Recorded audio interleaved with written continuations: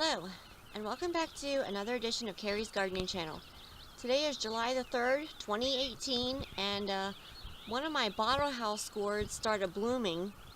The bloom actually, to me, it resembles like a cucumber bloom, only it's white and it's a lot bigger.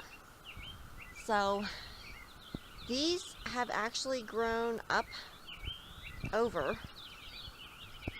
And you can see they're getting more blooms on them. This is the other one over here.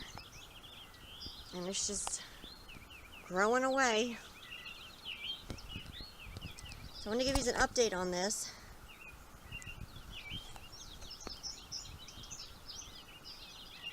And this is actually fed with a 15-30-15 plant food. I'll leave a link down below for it.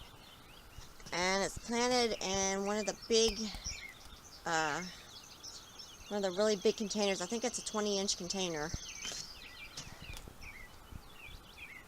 So I just want to give you this quick update on this. When the actual bottle house, when the actual gourd starts forming, I will come back with another video and I'll show you what it looks like. So if you like my video, please like, comment, subscribe. If you have any questions, you can leave them below and I'll try and answer them for you.